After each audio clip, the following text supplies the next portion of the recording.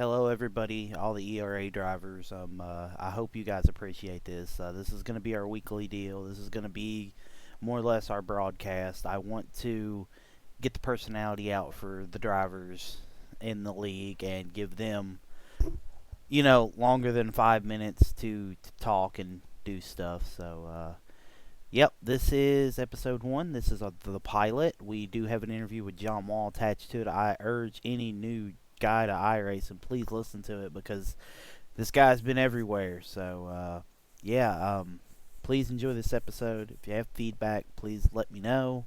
This is a bare bones pilot, so enjoy.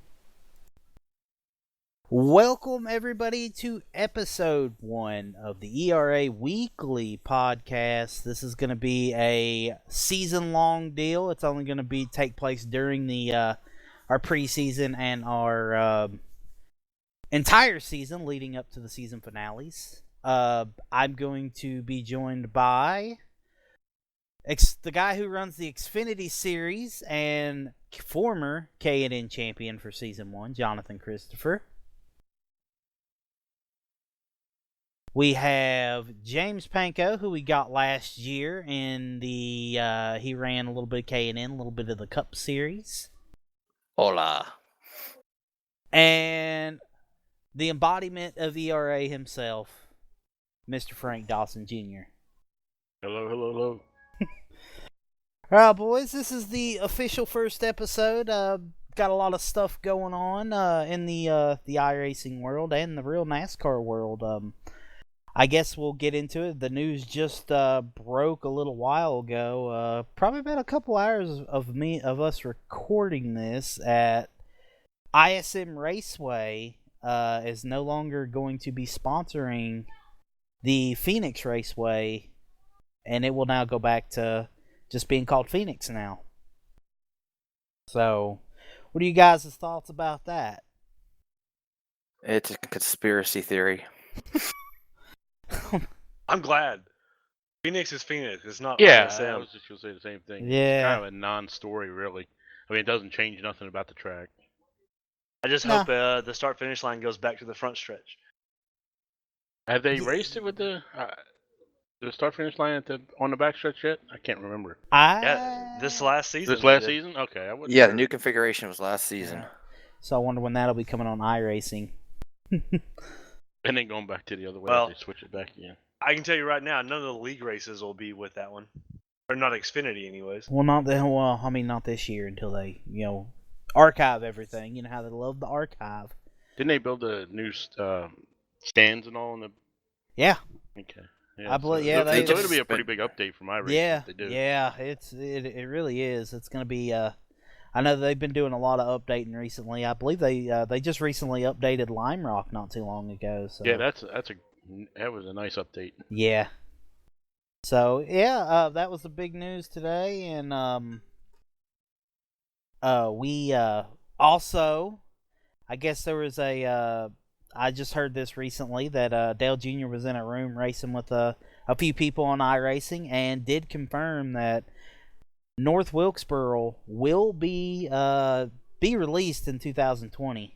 See, now that's news. Yeah. That's good news. Yeah, I can't wait for that. But he also threw in that Nashville Fairgrounds is also coming. He don't know when that one's coming, but they did scan it and everything, and I know we know all that. We had the big project clean up North Wilkesboro, and he did that, and awesome that we're eventually going to get that on the sim. That's probably going to be a track that really makes some sales. Now, the Nashville Fairgrounds, is that a dirt track or a paved track? I'm not. The Nashville Fairgrounds is a paved track. Okay. I think one of the reasons it quit running is I believe that was the one that was getting the noise complaints. Oh yes, how dare people move by a racetrack and complain about it? Yeah, I know. I mean, it's amazing Daytona's still in operation then. It's amazing. It happens down here a lot where people move down from the city to the country and then complain about the smells and stuff. Yeah. It's like these farmers are doing this a hell of a lot longer before you moved here.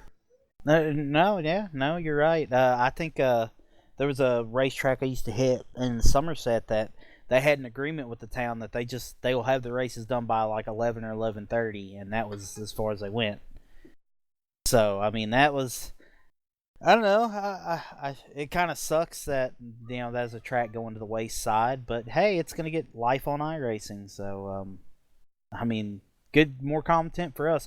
Probably gonna be a lot more content for the K&N series because I see both of these tracks being with those cars, and Definitely K&N cars. Yeah. Wilkesboro.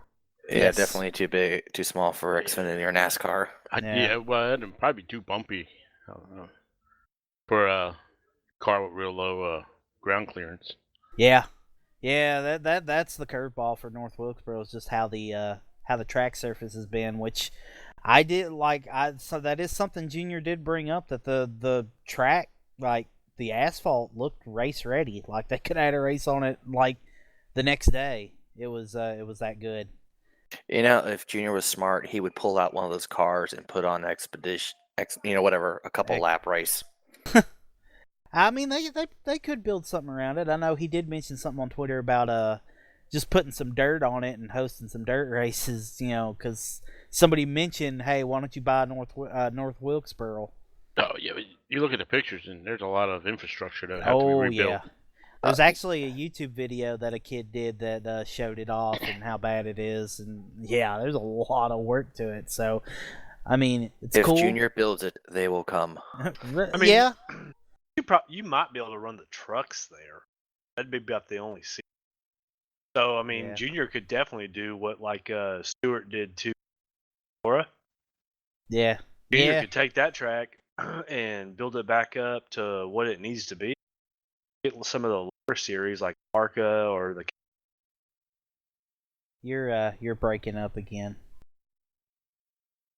Anyway, He must have a Nextel. I don't know. It does it from time to time. Technology. Well, I had my these mic days. too far away from my mouth. You're probably using the voice recognition from TeamSpeak, but no, you're right. I mean, he probably could take it and probably could promote something around it. I mean, like you said, if they build it, they will come. I mean, didn't he have a late model team also? yes. That's exactly how he met. I want to say he's met a few people that he. Yeah, that I has want to raced say for I want to say Josh Berry was actually still driving for him. I know iRacing fans probably remember him from the Peak Antifreeze series there a couple years back. He was running in that. I'll give you a bold prediction right now. If Junior would revamp that speedway, it would be bigger than the Chili Bowls. It could. Oh, I sure.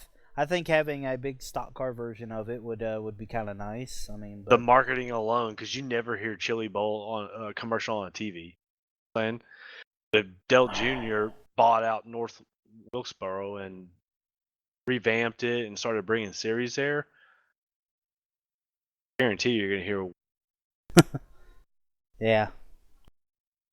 I guess what we all come here for, the ERA weekly stuff. The road to Daytona is officially underway, at least for the K&N guys, as we're gonna start our preseason on the 7th. We are gonna be running Daytona for a test race. We're gonna do some setup testing. And What was try the to date? Get, Sorry. the 7th, Tuesday. Oh, okay, this Tuesday. Yep, this Tuesday coming. Bring the Good. wreckers and bring the body bags. You're right. It's gonna be we at this point in the recording have 37 drivers signed up for K&N. So 38. Well, the Google thing that the top thing doesn't count. Now, is this going to be a race, or is this just going to be like testing? Well, no, it's actually going to be a legit race, practicing with our rules package, double file restarts, all that good stuff. Going to be a good thing for the rookies, I know Frank remembers his rookie race. I think Oh, yeah. what Frank was asking is this is no points race though. No points. Oh, no. I figured, Yeah. It said mandatory testing session. And I'm wondering what testing session actually meant. Yeah, it's gonna be more of a mock race, Okay. Hey, if you mess up, oh well, type deal. It's gonna be, for the new guys to get to know everybody and to kind of gel a little bit, kind of similar to what we did with the Cup Series. maybe this time a lot better results. So yeah, what are your thoughts? We're about pretty much a month away from actually getting some cars on the track for official points racing, and let's go around the table and let's get some thoughts on what do you guys expect from this season, and then we'll get into bold predictions. We'll start with Panko. Oh, first one in the firing squad. Yep. Beautiful. I predict that hopefully with these numbers we get a strong field and we actually have to start racing to get into it instead of just showing up like, yeah, I don't need to qualify the race. Yeah. Well, I've said all along that qualifying should be mandatory. Anyway, everybody should have to run a qualifying lap. Yeah. Before, I never understood that. Especially something like Daytona, because half the field isn't going to qualify. Yeah. They're going to want to sit to the back, and take the green flag. Is it too late to make up a rule about that? Well, I mean, I might have a few tricks up the sleeve. The season hasn't started, so no, it's not too late. Yeah, I actually do want to go through the rule book myself. I want to simplify the rules, but I mean, at a plate track, if you want to sit out so that you can start in the back, that's fine. You're asking for trouble. But here's the thing. I agree with Frank. I do feel like I want everybody to put it in a lap. You don't want to qualify up front or in mid-pack because you don't want to, then run the slowest lap possible, but at a time. But honestly though, with 30, 37, 38 guys starting, there's going to be no safe place. There's going to be an accident. Well, I wasn't necessarily talking about plate track. Yeah, well, I'm just getting in safe place anywhere. Yeah, there's going to be no safe place. But go out and settle it. There is. It's called don't grid and let everyone crash while you're on pit road. Well, yeah, there's that too. If nothing else, I mean, you get at a plate track, or any other track for that matter, make the rule, you have to qualify. If you don't want to, if you say you qualify midfield, but you don't want to start there, ask for an EOL. Well, you have plenty of time between roll off to the green flag, You do. But again, preseason race, this is where we're going to be working out a lot of kinks leading into the series, at least for K&N, because K&N does need the extra work. In the meantime, though, we'll be having to get Xfinity and Cup. Some more drivers. We are still looking for spots here for the Xfinity and the Cup Series. I believe we're up to 18 in both series, if I'm not mistaken. So, both series. Xfinity 20 and NAS is 18. Yeah. Okay. So we have had a few signings. I mean, we should definitely have stiffer rules up in the higher levels. Yeah. I mean, like we've said, the other two series is going to be taken more seriously. So I guess we'll get into it. We're going to do some bold predictions here. Basically, anything to do with any league that's ERA can be the most off the wall stuff that you want to predict. Anybody that wants to take you up on that bet, just call them out, and we'll bet a sandwich or whatever. A fake sandwich, because, whatever. And we're going to keep track of this stuff, and we're going to see how right we can be with our predictions toward the end of the year. I'll have a prediction first, then. Oh, go ahead, Frank. All right. Brian Wright will finally win an ERA race. Oh yeah, I'm gonna call that. I'm gonna call you out on that. I'm gonna take the under on that, Frank. Yeah, I mean, I pretty much lost them any way I could. When I did actually have the car to beat, or better yet, the race that I don't blow, Toby Weatherford doesn't win right behind me. But okay, we'll go with that. Anybody actually wanna take him up on that? Frank, are you gonna run full time in K&N and Xfinity, or part time in one or the other? I'm gonna be in K&N, and I'm gonna try to run as many Xfinity as I can. Okay. Yeah. So you're gonna run for a championship in K&N again? Yes. Okay. Then I predict here's my bold prediction, and it's not bold because it's just the next evolutionary step in Frank's progression since the first season of ERA, is Frank ends at least with 1, maybe 2 wins. I think I might take you on that. Yeah. I think I'm gonna get the under there. Which, In fact, you know, I predict Frank wins his first ERA race before you do. ooh. Oh boy. Frank, I mean, he did win his. trouble and it's not hard. I mean, he did win that exhibition rookie race that we had there for the actual technical first ERA race. He did win, but exhibition.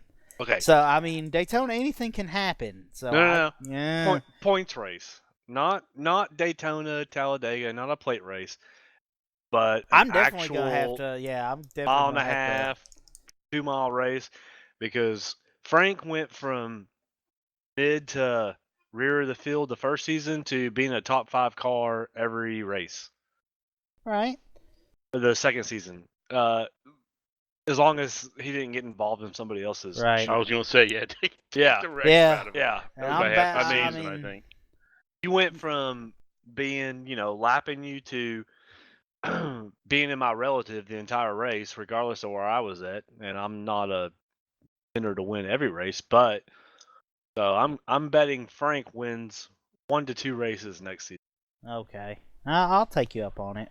I don't see it, but stranger things has happened. K&N is it's still got their guys. It's a long season. Nick that's for Boyd sure. Nick Boyd still exists in the K&N series. Yes, and I predict he whomps on all And of us yeah, again. and there's going to be I predict he's gonna Yeah, have but he only won 3 issues. races. So- right. He also I think his luck's gonna run out. You it's think you're eventually gonna get got that to. horseshoe out of his ass? I mean, I only won 3 races too, but Yeah. He is more consistent. yeah, but when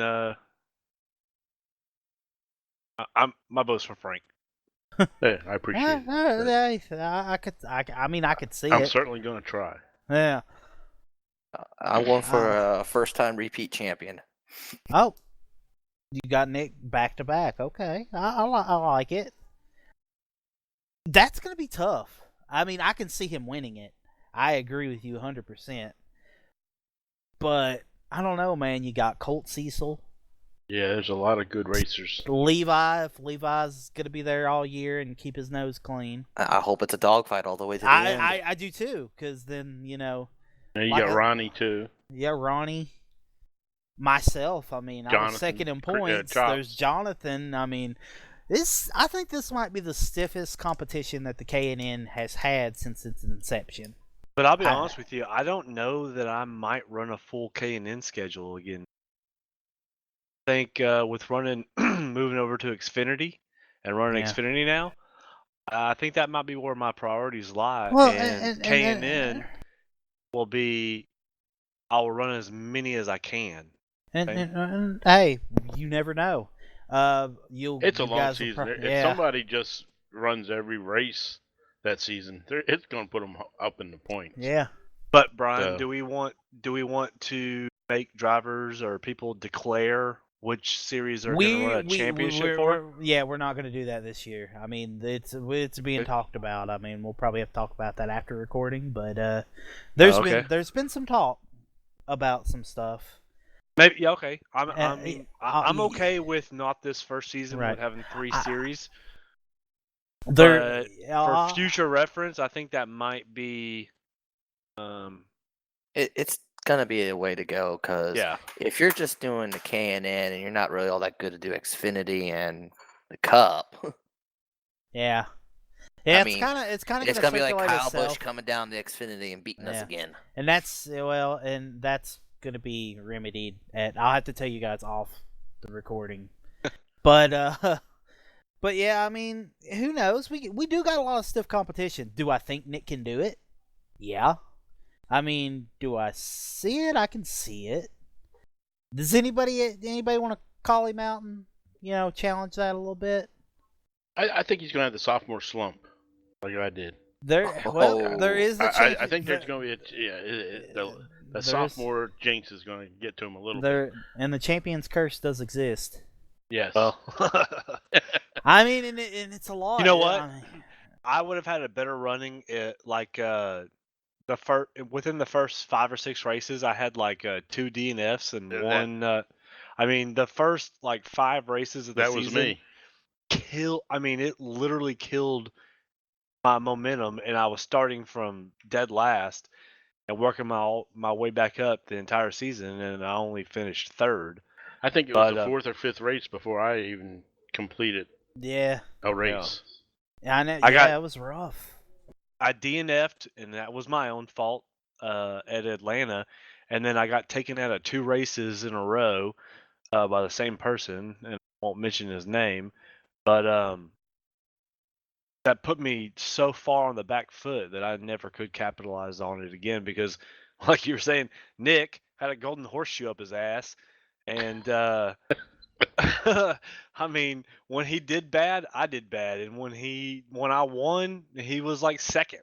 You know what I'm saying? Yeah. I mean, it was amazing. Like he literally did have a record season. Like he did. I'm not gonna. I mean, he gets the award for the most consistent. That's for sure. Yeah. I mean, I believe he had out of the. Trying to look it up here. He had. Trying to look at his starts here. Nick Boyd, he had 18 starts, so this season was his debut year, and he had, out of those 18 starts, he had 15 top 5s and 17 top 10s. One race this man did not finish in the top 10. If I'm not mistaken, I want to say it was Talladega.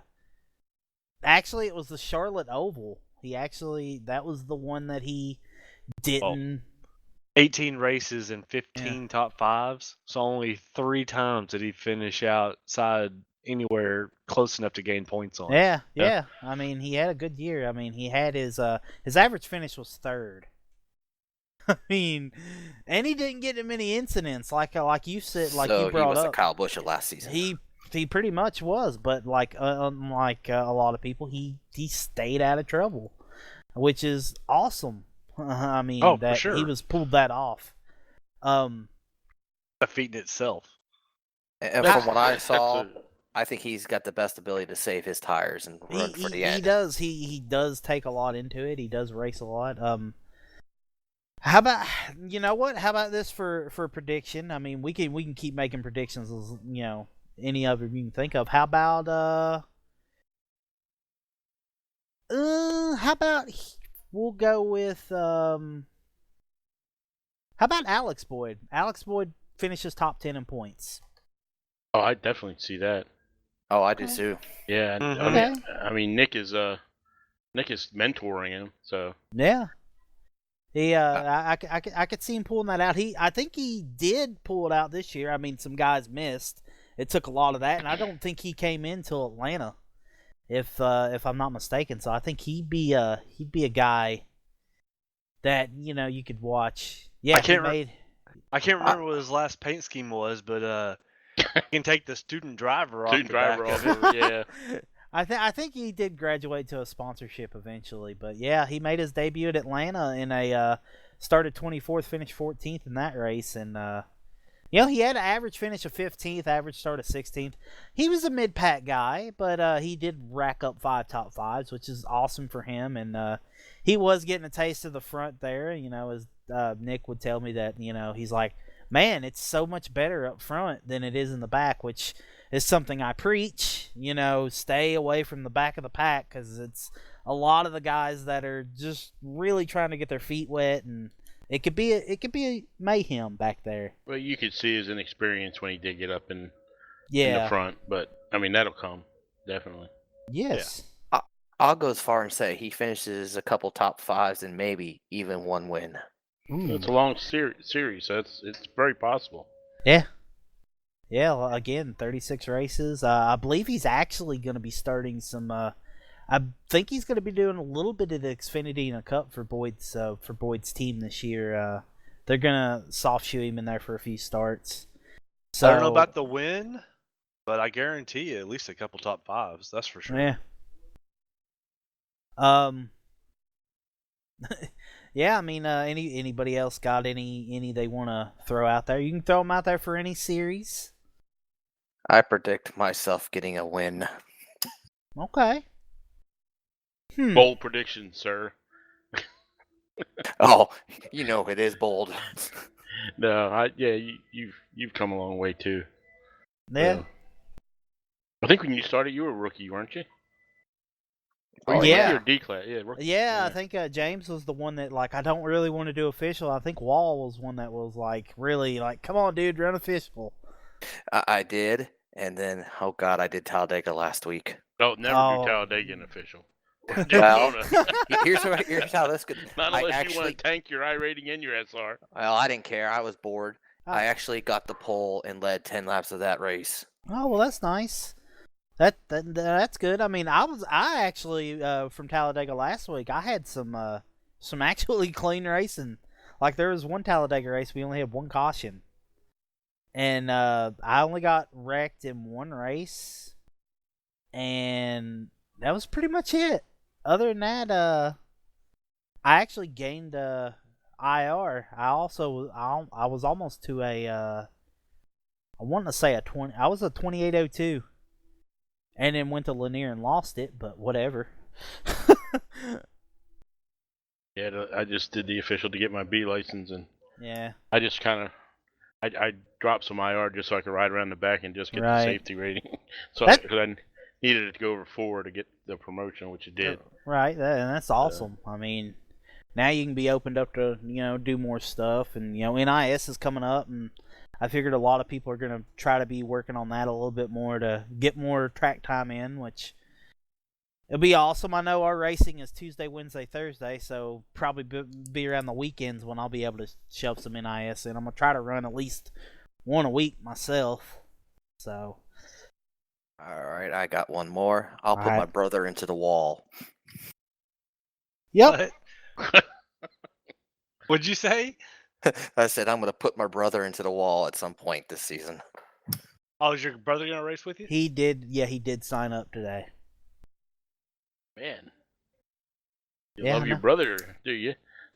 I know we got we got the Labonte brothers, and I guess we have Earnhardt and Earnhardt Jr. He's Hey, 10, maybe basically we'll 10 see, years younger. Nick and Alex Yeah. take each other out, and in the same race have James and Robert take each other out. That'd be That'd be funny. a good video. Screw that. I'm going to take all of us out in one wreck. Well, Daytona's coming, so. Yeah. I guess we got one. How about this? Jonathan Wall wins the Cup title. Well, that I don't know. I don't. I don't call that bold. I mean, he didn't win it this year. I mean, he didn't miss races. I was just about to say, That's Ronnie- true. Ronnie won it. Yeah, Ronnie had a Ronnie won good year. Now, did Wall run every race? I think he missed like 3. Okay. As far as I know. Yeah, I know he missed races, which in his interview, which we'll tag on the end of this episode, he talks about how he wasn't expecting the run Cup, and it just happened. And Did Ronnie run every race? yeah, I believe I Ronnie think missed so. maybe one, maybe, but Cup was at the point where it was like it was in limbo. So yeah, Ronnie won it. I believe Rusty Capel was second. So 36 races. Maybe we get some new competition in there, which I have noticed some new guys. Speaking ahead. of Rusty Capel, why are we not talking about him? He is a dark horse at every freaking race. No He matter really- what no, series, he no matter really what is. series no matter what series you're racing in, Rusty is there. he's not getting any TV time, but when it comes down to the checkered flag, Rusty is in the mix. You know what I'm Yeah. saying? No, he does. He either He's in the one of mix. them quiet guys. You just don't. Yeah. Yeah. Yeah, he's one of them guys. He's been a long time friend of ours. Oh yeah. Known him since hell, I believe I go back from the NASCAR at 9 years with him. The final NASCAR at 9 years before we went to Inside Line or whatever the hell game it was. Yeah. Yeah, I Rusty's- think Cody Taylor was going to be a threat. Tabor won't be. Actually, you know what? Don't cut that out either. Oh no, I'm not going to cut any of this out. I'll do an over under here. Cody Tabor has 15 DNFs in Cup. Anybody? Anybody over under? Well, since I ain't got the stats to look at, never mind. I'm gonna go over on. Yeah. I mean, Tabor had his Daytona win. That was me and Cincy colliding, and that was probably the best race he ran all season. I believe he literally. I don't think he finished any other races other than that. I think I wound up wrecking him at New Hampshire. It was my fault. But other than this Daytona win, he was in the wall 90% of the time and on pit road before 30 laps in. So everybody, yeah, okay. You think more? I'll write this down. Going back to the predictions real quick. Yep. I predict Rusty Capel wins. Regardless of the series. Wins what, the points? Uh-uh. Or just wins the race? Just a race, yes. Oh, okay. Yeah. That's possible. Yeah. I can see it. Excuse me. Our last iCar series, he won at Phoenix. Oh yeah, that is right. Yeah, he did win a K&N race too. In our hosted season that we did it all in hosted sessions for K&N. I remember last that. iCar. Yeah. All right, I got one for you guys. All right. Who do we think will do a clean sweep of a week? Ooh. You mean all 3 series? Who wins all 3 races for the week? Wow. Yeah, who pulls the Kyle Busch for the week? I think Ronnie Head could do it. He's done it before, I think, didn't he? Didn't he win a K&N race and then the pro race the same week? I'm wanting to say he did because I think that was the week that we had the photo finish at Vegas. Well, yeah. Well, right now, I guess we could look. Let's see. Me, Ronnie, Matty D. Let's see who else. Panko, I believe, is running all 3. Or are you not running? You're just running 2. Okay, so no. I'm running part-time Xfinity. Okay, so me, Ronnie, Lee. Me, Ronnie, no, god dang it. Trying to see who else. Matty, there's 3. Rusty, I think, is running all 4. Yeah, Rusty's running all 4. All 3. Jonathan is running all 3. Christopher. No, I'm not going to do Cup. Yeah, I was going to say you're not doing pro. Oh, you're not? No, I'm not going to do Cup. Okay. Because I'm going to focus on Xfinity. Okay. And then run some part-time K&N. Yeah, I could see Ronnie. I could see Ronnie because I don't see myself winning 3 in a row. I sure as hell don't see me unless everyone just dies on the track. Brian, if you won the K&N, you'd be so elated and partying after doing that. You'd be a mess for the other 2 races. Yep. Yeah. I finally got the monkey off my back. Yeah, I know. I don't think I've won a league race since Cody's Truck Series. And that was when I was racing on using a bar stool and using a bar stool to hold my wheel while I played off the bed when I first moved down here to Walton. Yeah, that does not sound comfortable at all. No, it was not. But I wanted the race. So, all right. We got any more predictions? Nope. All right. Here's a fun one. Here be our final prediction. Okay. Who do you guys see winning? Actually, who do you guys see winning, and who do you see being the runner-up for each league? K&N, Xfinity, Cup.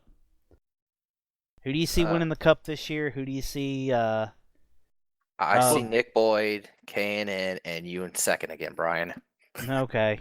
That's hard Bridesmaid to again. say considering we don't have a full field yet for each series. Just switch with what we got.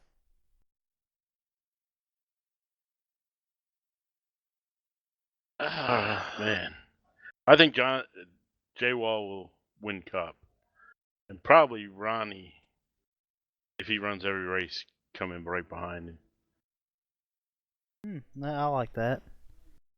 Xfinity, I think Chops might win that one. With I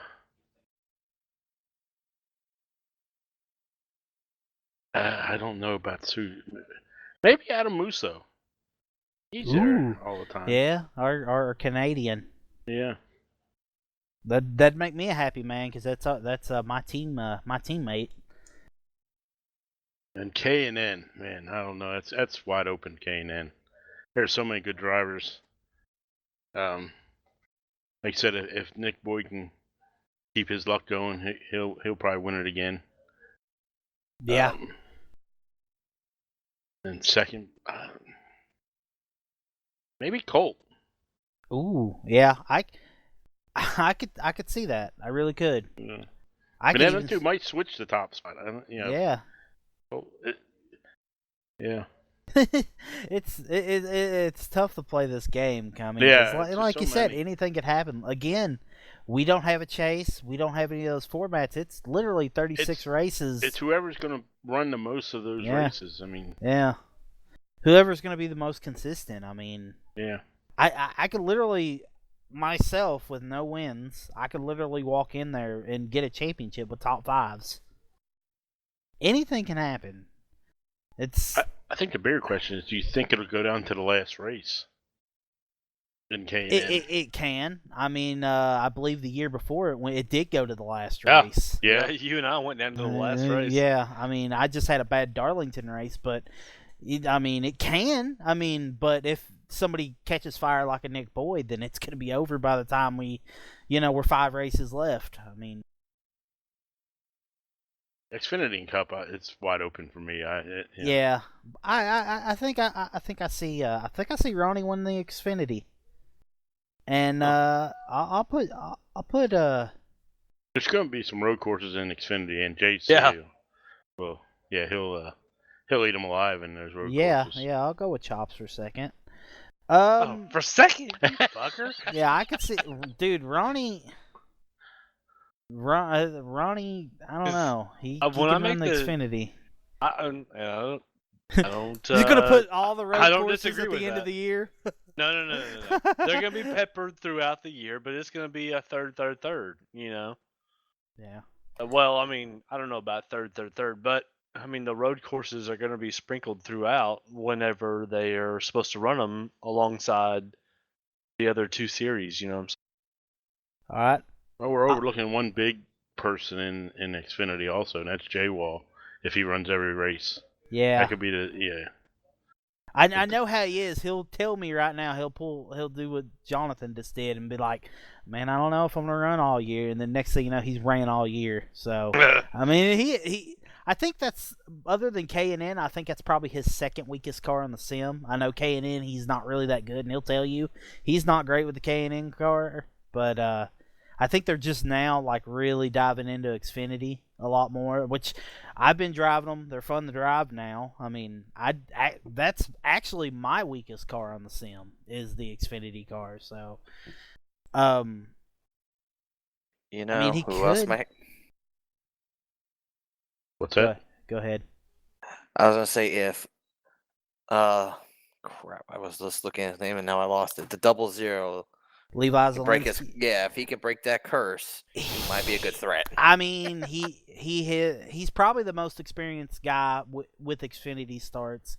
I know he runs in an Xfinity league. I don't know if he still does, but he did since about, I want to say 2016. He ran in the 3 Wide Racing League in their Xfinity series. So probably out of all those guys that I can look at, he's probably got the most experience. So I could go with that. So you've got Levi winning the championship there, James. Who you got runner up?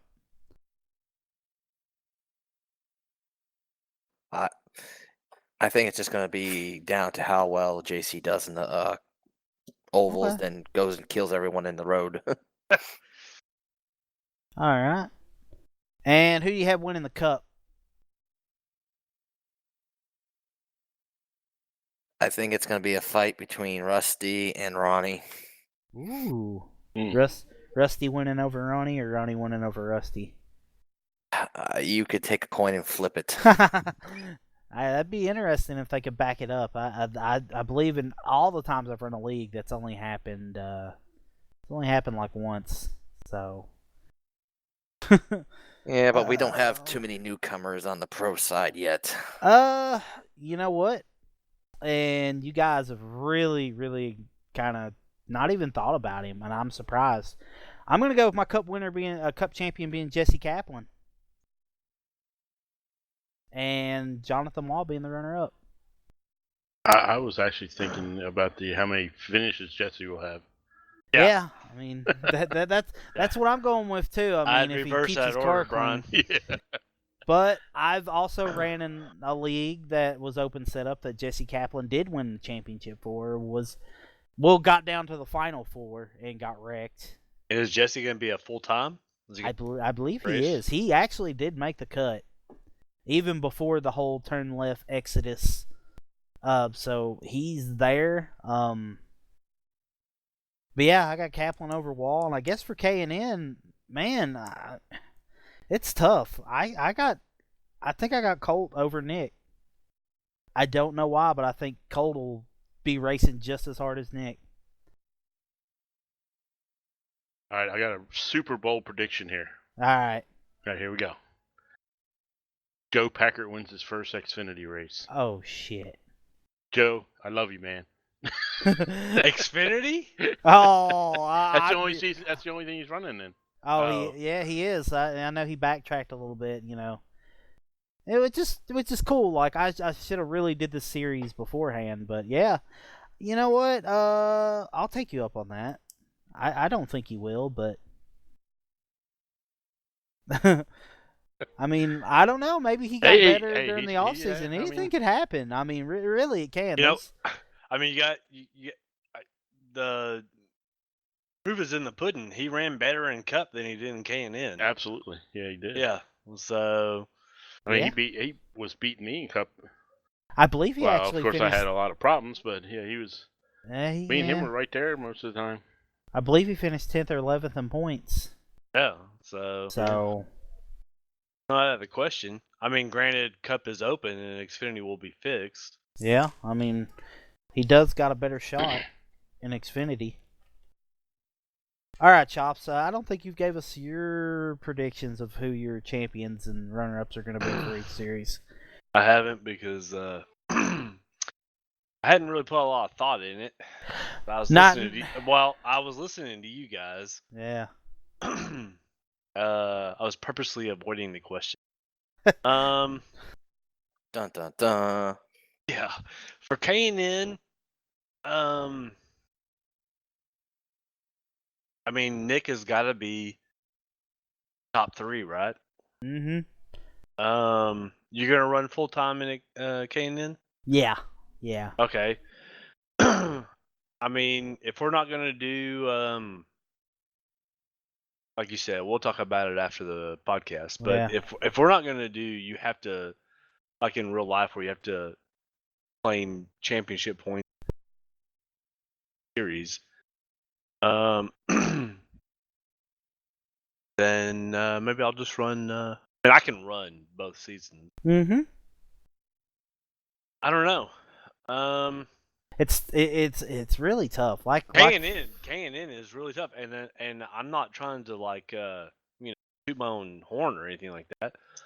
But I mean, 1, 2, 3 in any given order, I feel like it's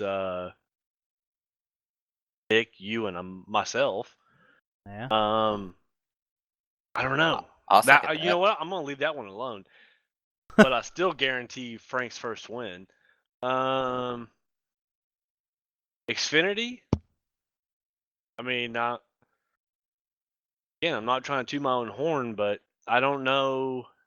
It's gonna be the first season, so it's hard to say. because you don't have anything to look back on as far as what guys can do with a fixed Yeah, setup. You just have who you've raced. Yeah.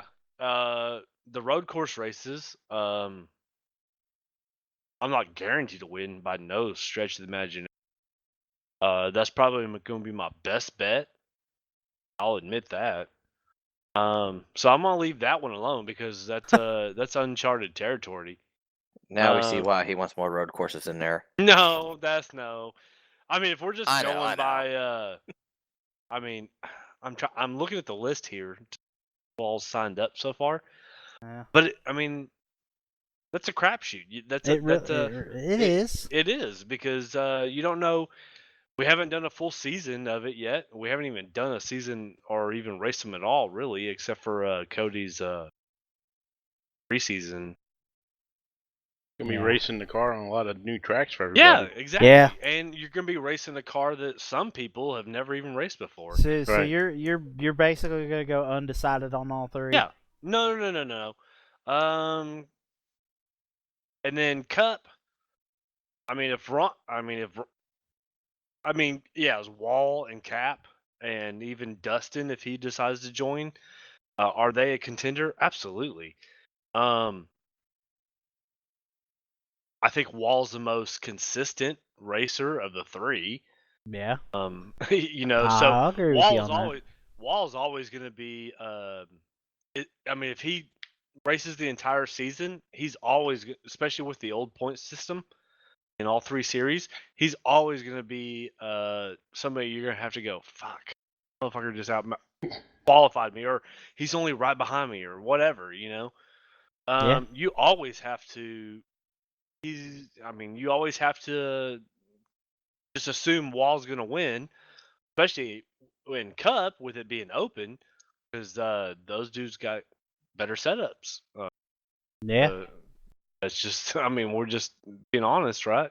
Yeah, and that's the part of them being on team. But the kicker is that Ronnie, who was a part of my team, I don't know if he was running the setups that I was tweaking, or some of the other guys in our team were tweaking. But Ronnie was honestly the most consistent driver of the entire series, and he won the championship. So yeah, I might know a little bit about what he was running because it was probably what I was running. Okay, well, you don't have. Anyways, but since you stole them from me and there was no negotiations, well, he didn't even come to me and go, "Hey, yeah, JC, I'm thinking about leaving." Later. Yeah, whatever. But what I'm just saying is, Ronnie won the championship. So yeah, he did. He did.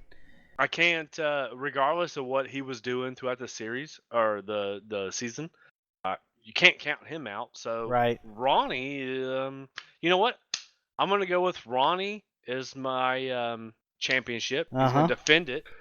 I'm gonna go with Wall for P2. Xfinity. It's hard because we've never raced against anybody that's going to be in Xfinity, so that's a moot point. But I guarantee at least 3 wins.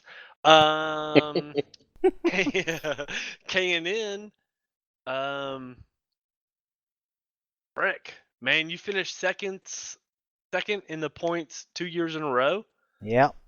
You know what, dude? I'm gonna go Brian Wright. Oh, champion. you're a bold motherfucker. You know what? Someone has to be. Your distance between Nick was a lot further than between me. But your average is second place. So I'm going to go with Brian Wright winning first championship in K&N and just in general. But still doesn't get a win. Yeah, but still no win. Still no win. Because I'm going to block him in Atlanta and Dover again, like I did. And second place, no-brainer is Nick, right? Yeah. Because I cannot guarantee I'll race every race, but I'm definitely going to try. I'm gonna, like I said, I'm gonna focus more on K&N since I'm taking that over this year. So I'm gonna go with you first and Nick second. Just because you Yeah. have the better average. And then, and yeah, I mean, great predictions all around. Good, good feedback. I mean, it's tough. And the other curveball that we haven't really spoke much on is the new tire model for all three of these series. And Oh yeah, I didn't it think has about been that. it has been a game changer. And like from what little racing I've done, it's really whoever can be the most consistent, and not burn their tires up at the beginning. I think K&N will surviving. be a lot less of an issue because we've had so many Yeah, races under it. we had more time on that. The Xfinity, I was actually enjoying the Xfinity car with all the bells and whistles and the added V7 tires, because I think they were the last to actually get it. I see a lot of issues when we get to Atlanta with that tire. Oh yeah. But Atlanta's always like that. Like even in the Cup cars, Atlanta's crap. Oh, you could barely run a full fuel run in the K&N car Yeah. on the tire model without them blowing. Yeah. So I mean, that's going to be a big swing, and again, like we've said, 36 races for each series, old point system, man. Run like Jonathan has even alluded to, running in the crap luck, you're done. I mean, it really can. It could go either way. Okay, how many first-time winners do we see this season? Ooh. Series wise, or just overall in the league? In K&N, I think we're going to see quite a few. I mean, we can't. How many actually get their first real iRacing win? Ooh. Huh. That's a really good question. Well, you look at the ones that don't have a win. You got Brian. He's definitely going to get a win. I'm damn sure going to try to get a win. Same here. Jonathan Noon's come a long way. I don't know if he's ever had a win or not. He did. He actually did, okay. Yeah, that was the race where the dude turned left and disappeared. I mean, it's quite possible Alex might get a win. You just don't know. There's a lot of people. Yeah, you really don't. I mean, it's like all these new guys, we really don't know. Yeah. I mean, you got Toby down there. He can win. Yeah, well, I think Toby did get. Oh, he's won. He was the guy that benefited from every K&N race that I threw away. So, yeah, he's the guy who benefited from all my my misfortunes. I mean, that is a really good question. I'm gonna go with about 8 first-time winners, all 3 series, like combined. Oh, combined. Yes. Okay. What you'll say? Yeah, I don't know. It's just it's hard. You got Jim Courtney. Has he won in K&N? He has not. He's always been a guy that's qualified up front. He's just either something happened he has that luck. Yeah, or he's just bad predicaments. I mean, yeah. Sean McDonald, I'm not sure. Has he ever won in K&N? I'm wanting to say he won a Cup race. I don't think he's won a K&N race. That is a good question. Sean McDonald? Yes, he has one win. Okay. I had to bring up his career stuff on Dan Lisa. 1 win, 2 poles, 7 top 5s, 11 top 10s, and 20 starts. So he had. That's probably a guy really that maybe we could talk about a little bit, because he's one that was. I believe he's a guy running all 3 series. He's a guy that could possibly sweep. A couple of the fun races that we've run so far in the preseason. Yeah. It's actually been up. Yeah. Like, I think he was starting to really come up front there. In fact, him and Courtney, I qualified me at Watkins Glen when we did Pam Dawson Memorial. Yeah. And for whatever reason, they hit after the first caution early. And just track position. The way the caution cycled through. The way the caution cycled through, they were way far back. Yeah. But those 2 guys are really quick. I don't know. I don't know if it's hot lapping, but I've noticed that those two dudes, even in our league races, they're up there when it comes to practicing and qualifying. But I don't know overall race Yeah, pace. right. Sometimes it's all about like pacing yourself. And sometimes, it can be really tough to put that perfect race together. I mean, the But perfect if you get a late race caution that comes out, Yeah. and start up front, and Short run guys. yeah, exactly. Yeah. Well, do we have anything else that anybody wants to talk about? Any iRacing related stuff, league related stuff before we check out of here? So, are we going to go back to double file, or are we staying at single file No. except for plate tracks? The double file is going to be completely everywhere. So like Okay. that I mean the at least the K&N has been a slow build to this point. Like I know we did some seasons of we did the single file lap to the inside the first year. The second year we did straight single file.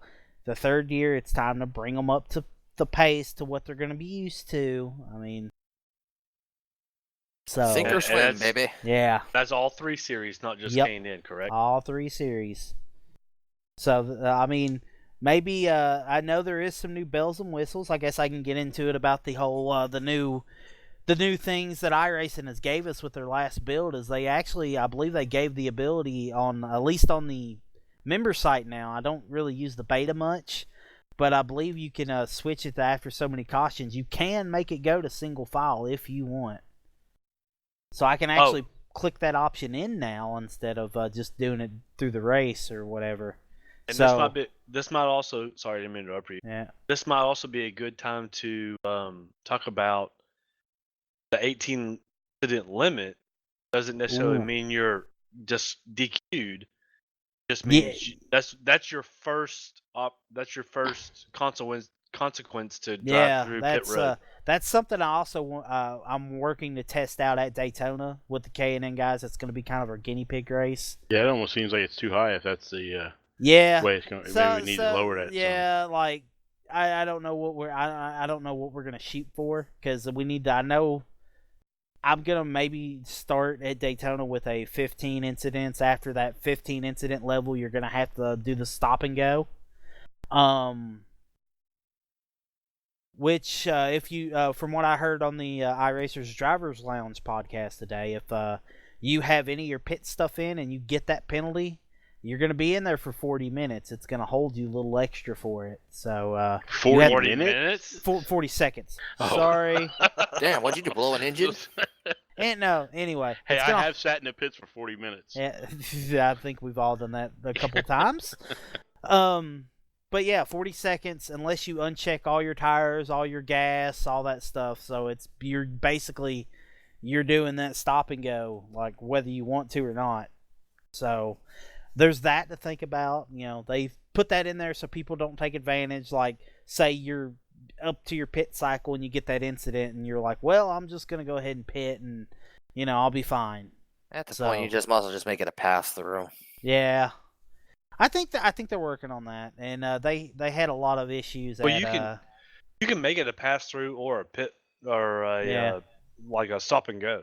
Yeah, maybe the first penalty is a pass through like it would. Yeah. Next time would be a 40-second, 30-second hold. I do like that though. I think that'll help. Yeah. Especially those guys that are all over the place. It just gets them off track and kind of makes somebody realize, hey, you're being a dipshit. You need to calm down. In one of the pre-races last year, I think we had somebody actually win a race with 30-plus incidents. Yeah, exactly. Yeah, I mean, it's just nice so that instead of having an 18 and you're DQ'd, now we can lower it down to like 14, and you get a pass through regardless of the track.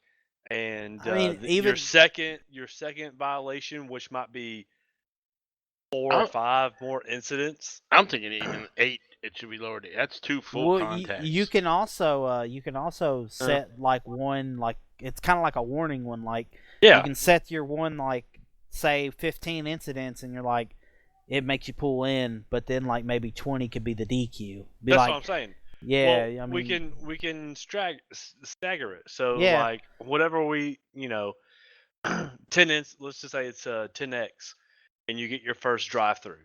Well, after 15, first park and go, and yeah, then after Yeah. 20, you're DQ. You know what yeah, I'm saying. I mean, and you can play with the numbers here and there so that maybe somebody gets 2 stop and goes before they actually finally get DQ. yeah. You know It what I'm could. saying? Again, like I said, it's going to be a lot of like working Yeah. out the kinks, and that's what Kanan has been trying to do their preseason and their test races, just to test all this stuff to really prepare everything for the Xfinity and the Cup, and get the foundation laid for what we're going to do for the entire year instead of just kind of throwing stuff together and hoping that it works. So Making it up as you go, Brian. I always do. It's fixed. It's rigged. Yeah. Yeah. Yeah. I guess on that note, I guess we'll call it a night. I guess we'll be getting out of here. I'll be attaching the J-Wall interview. So after you hear us sign off, you'll have the J-Wall interview with myself and him. Really good stuff. So here for episode 1 for the ERA Weekly podcast. So long, everybody, and see you on the track. Ladies and gentlemen, I am here right now with somebody who's been around the ERA since its inception. Guy I've known since probably about 2015, sadly. Longer than that. Probably longer than that. Well, then NASCAR, the game Inside Line was 2011, Brian. Oh, okay. God damn, that long? Anyway, probably the most vocal person in the league other than Dustin Johnson. This is part of Dustin Johnson. This is Jonathan Wall. Jonathan, appreciate you coming out do this interview with me. This is kind of, you're going to be the guinea pig here. Yeah, I really dread this. I'm probably going to get AIDS from it. I know it's all good. I guess we'll start from the beginning. Like you mentioned, I've known you since 2011. I would like to know right off the bat what got you into enjoying auto racing. Like what's your fondest memories of watching NASCAR or what have you? Well, it started when I lived with my grandfather and my grandma. My grandpa was he was a huge Earnhardt fan, and I didn't really know what NASCAR was. I didn't really want anything to do with it, but he made me and my brother, my younger brother, sit down and watch it with him.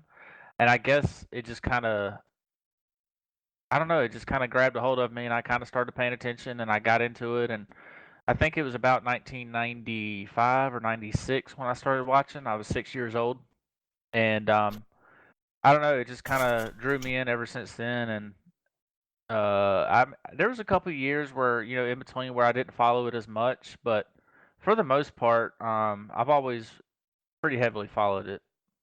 That's cool. Yeah, I've been right there with you about around that point in time. I started watching too. So you followed the Earnhardt train, probably all the way up until that day at Daytona. Yeah, but what the difference was, it was a weird time because Gordon was on the scene, but he was still kind of relatively new. But he just came off his first championship. I think his rookie season was 94, if I'm not mistaken. Or maybe it was 93. 93. Yeah. But he just came off his first championship, and he was kind of the new kid on the block. That's all the kids in school who watched it. That's who they liked, was Gordon. And I just kind of, I don't know, I just kind of stuck with what my grandpa followed, which was Earnhardt. And I kind of, he was a blue collar guy who wasn't too over the top, but he was a badass behind the wheel. So it's kind of who I followed. But I had a lot of fun back in them days because my brother and my dad were both Gordon fans, and we kind of had a little rivalry going. Oh, I bet it was a clash almost every Sunday and Saturday night occasionally. Oh yeah. well, that's cool. So, what got you into the world of racing on consoles? I guess you probably started on the Xbox. No, I guess you would PlayStation 1 actually. Mm. Back when NASCAR 98 came out, I don't know if anybody remembers, but they used to have a cheat code you could put on there and shoot paintballs out of the front of your car. Um, I forget the code. I used to be able to remember it, but anyways, um, yeah, I've been following since then. My dad had a PlayStation and he got NASCAR, and me and my brother used to sit when the races weren't on, and we'd play the crap out of the game, and probably wore that damn thing out. But I got Oh, started then, and of course, NASCAR '99, and then there was kind of a small gap in between. The one I really remember getting serious about was PS2, and it was NASCAR Thunder 2004. I ah, believe Dale Jr. was on '03 cover, so I think it yep, was Tony Stewart was on yep. the Thunder '04. And still to this day, as far as console games go, it's still my all-time favorite. But I played a lot of that. I mean, a lot. The career mode was pretty in depth, and really more in depth than anything we have these days. But Yeah, way ahead of its time, it really honestly. was, and I kind of got into that, and then I don't know, the EA Sports kind of lost me with the total team control a few years Yeah. later, and it kind of got gimmicky, and then of course we all know what ended up happening. I had NASCAR '09. Unfortunately, I didn't get to meet any of you guys on there. Um, but then NASCAR the game 2011 came out for the 360, and I got that, and unfortunately met Cody Tabor in a public room, Oh boy. and it's all downhill from there. Is when I met you guys. So. Yeah, no, I get it. How about we backtrack a little bit and a lot of people are getting in the leagues and stuff, and some people are trying to figure out what a league is today. What was your first memory of joining a league on console, and how did you find out about leagues? Well, I guess Cody Tabor is the one that kind of explained to me what it was, and honestly didn't take it too serious at first. I thought it was kind of silly. I was never an online racer. I Yeah. just never really had the online capabilities, so I never was able to take advantage of that until the Xbox 360. And by that point, the internet was kind of a more common thing, obviously, and so I tried it, and I really kind of found that I enjoyed racing against people, the same people, week in and week out, and it kind of provided a little escape from reality. And it's not always racing the computer where you got to kind of make up your own storylines or whatever. No, I get you there. Me and a cousin of mine would keep our own points and race against the same computers. So I'm with you on that one. I got into it around '07. So well, I guess NASCAR '08 came out, and that's when my first taste of online racing. So yeah, I understand that completely. Yeah. So, do you actually? So, Tabor's League was your first real league experience. I guess then we went. Hell, actually, we could talk about how. I remember you joined my league, and it was so damn difficult for you to get that first win. Like it was almost a running joke at one point. Yeah, I came in there and I remember I could win in Tabor's League. I won like my second start. And like I said, I'd not really done very much online racing, so I didn't really know where I stood. But I came in there and was always competitive in your league's races. For those wondering, it used to be called iCar. And I don't know, I was just really curious, and like these dumb little things would happen. I remember one particular race, I'm not going to go into too much detail, but we were at Bristol and I led the whole thing, dominating. And you bring a caution out, and I believe it was on purpose. No, And never. anyways, so it ended up caution came out and late in the race and ended up costing me the race. I think I ended up getting wrecked or something. But and then I can remember one more particular instance where I was leading at Kentucky, And I remember I was driving Juan Pablo Montoya's number 42 Target car, and I was leading, and my stepbrother came in. It's back when I was living with my mom about 5 or 6 years ago, and my stepbrother used to live next door, and he came in and was like messing with me. It was like trying to tickle my ear, and then like shook the chair, and when he shook the chair, it made me reckon off the front stretch into the infield grass, and I was like 4 seconds ahead of everybody, and the caution came out, of course, and then I ended up losing that race too, and I cussed him out for it, but I don't know. I don't even remember where I won when it was the first time, but I know it took me a long time. I can't even remember. I mean, it was a blur on the NASCAR the game era. It was that game was just not equipped for online racing, and that was a headache around that time. So I believe at some point we made the jump to the iRacing format. I believe you have been here since about 2014. I believe that's what it says. Well, on your... that's what my profile says. However, I really have only been in here from about the same time in 2015. I kind of took advantage when we were still console racing of trying the $5 3-month membership and the free content, and all I had was a controller. And I bought a cheap PC controller, and it was just terrible. It was awful. Matter of fact, the PC that I had wasn't even capable of running. I think I was getting like somewhere between 18 to 20 frames a second, or just 18 to 20 FPS, and it just wasn't great. And I didn't have the job I have now, and I couldn't really afford a PC. A console was the only thing I could really do and keep up with other people as far as performance of the console goes. And so, fast forward after that, I know we'd all wanted to be on iRacing, but it was just kind of an expense. Yeah. I don't know, some of us kind of just left and eventually bought it on our own, and next thing I know, it's like everybody started moving on over. So I think it was kind of one of them deals, like you were saying. It was kind of at a point we were forced.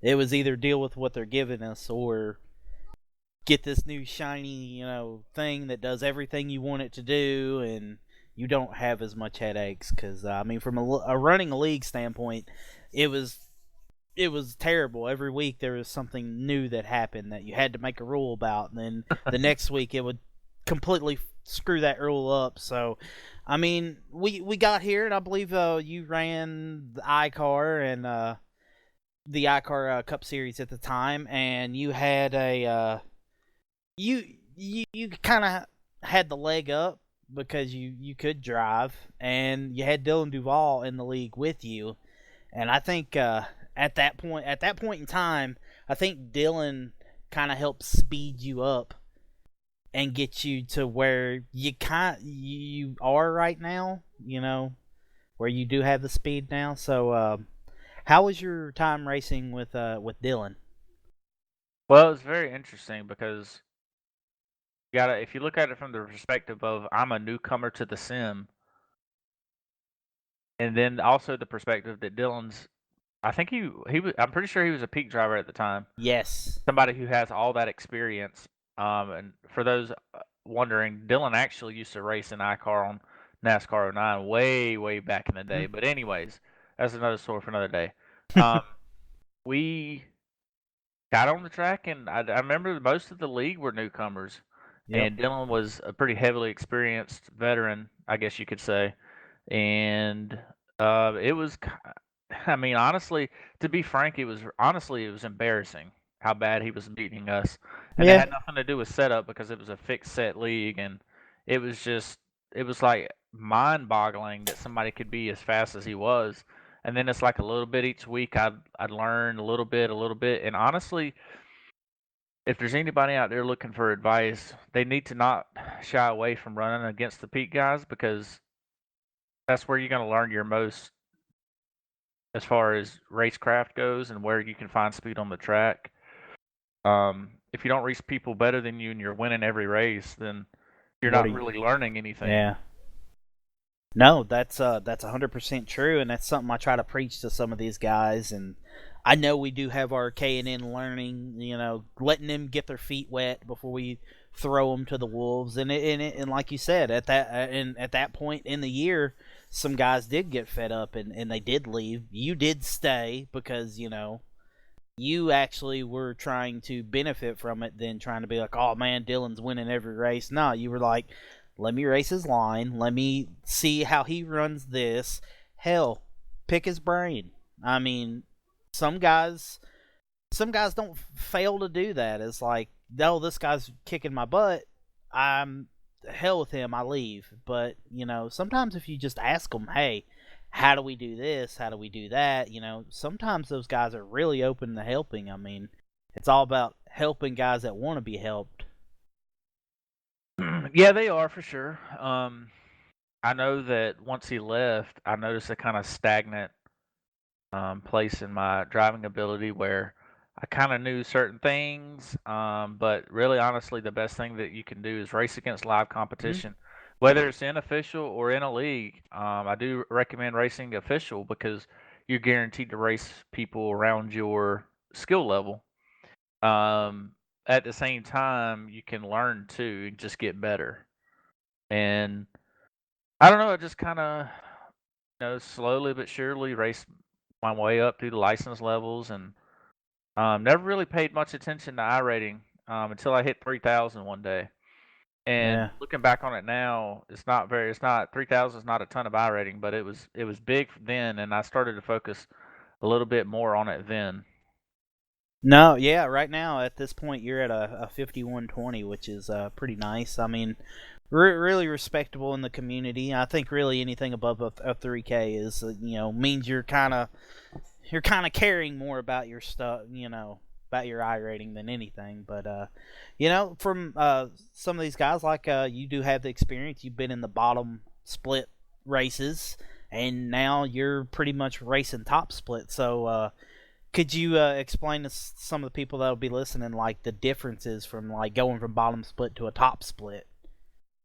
Well, unfortunately, sometimes it's hard to tell them apart. But yeah. But for the most part, I mean, the one of the biggest differences I know is that when you start getting into the top splits, you start to notice you're racing the same guys week in and week out, the same names. Where not the bottom split, or maybe even depending on how many splits there are, kind of can just get a little bit of the entire community because most people are kind of around that skill set. And you could be in a complete field of people you've never seen before, but not everybody can get to top split or get a 3,000 rating. So once you get up there, it's kind of like it's almost like racing a league, but it's not because you're racing the same guys week in and week out.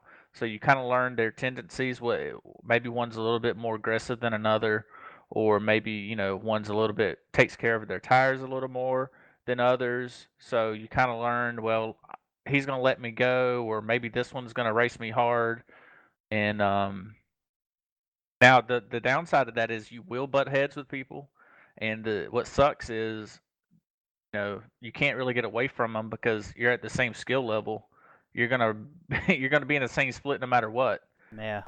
So there's a downside to it, but that's one of the biggest things I notice as far as being the difference between top split and bottom split.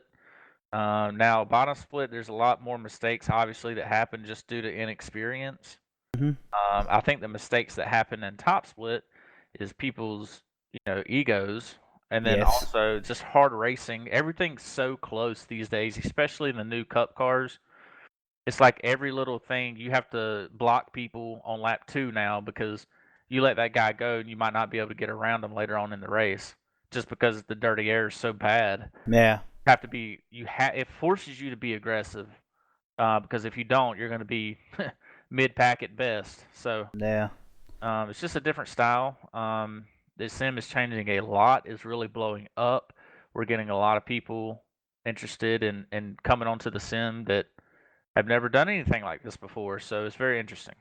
Yeah, no, you're hitting the nail right on the head. Like this is the biggest this sim has ever been. I mean, I think it's only going up, but like you said, there's going to be newer people join. There's going to be all these abundance of a lot of guys being in these low splits making mistakes, and maybe the occasional one split race where somehow or another they get in there and they're gonna make mistakes, and it does suck. But hopefully, anybody that races there learns from it. But speaking of which, speaking of those splits that are like that, we Cup Series last year you won 5 races, but it was definitely not easy. I know you had controversy with well, fuck it, turn left, and it wound up becoming a big ordeal at the end, and somebody had to leave, and it was them. And could you go maybe into detail about that entire season and what you thought about it as a whole? Yeah, it was a fun season. I didn't really commit to running the full thing just because I had some other things going on with work, and I couldn't really commit to running 100% of the time. I did actually end up running more than I thought I was going to be able to. Unfortunately, I missed just enough races where it kind of took me out of the points battle, Yep. which is sucked, but is also okay because I didn't plan on doing it from the get-go anyway. But being that it was A Open Series, and I've taken to the A Open races really heavily over the past year or two, getting involved with the team and everything, it kind of gave me an extra step on racing in an open set league. So we did that. Of course, anytime you race with the same people week in and week out, as I already discussed, you're going to butt heads with people. It's just part of it. No harm, no foul with those guys, but they think they can go and find elsewhere to race. That's fine. There's there's plenty of leagues on here, so I wish the best to them. But it is what it is. Yep. Sometimes too many leagues out there because it's hard to really get that attention. But yeah, so 2020 season about to start. I believe you've signed up for the Xfinity series for Wednesday and the Cup series. So what kind of hopes you have for those, and maybe the state of ERA as it is from your point of view? I guess I'm gonna probably race them part time, especially the Xfinity series. I'm a little more interested in racing A Open right now. I'm trying to. The team I was on is kind of dissolved. We're still friends. We still help each other out, but it's nothing official anymore. We just kind of hang out. We're not really a team. So I'm on the lookout for a team. Speaking to a couple of people right now, but we'll see how it goes. I'm going to try to get a little bit more involved with NIS Open this year. I know I've always said that in the You off and me season. both. I always say I want to do a little bit more NIS, and then it's like when I get home from work after a 12 hours day, it's like, do I really want to sit down and Yeah. devote 3, sometimes 4 hours, get into like the full 100% Coke 600 race and things like that? It's like I don't know if I really want to commit to that, but we'll see. I'm gonna try to keep myself motivated this year, and definitely gonna run the 500. Yes. Probably gonna run at least the first month. We'll see where my interests are after that, but I'm gonna plan on it. So we'll see. Yeah, I know. I Hey, keep saying wake up. I keep saying the same thing about running NIS, and it's just sometimes, like you said, it's hard to work a 12-hour shift, get home about 6 or 7 o'clock, and then Hey, all of a wake sudden, Hey, wake up. Hey, wake up. Hey,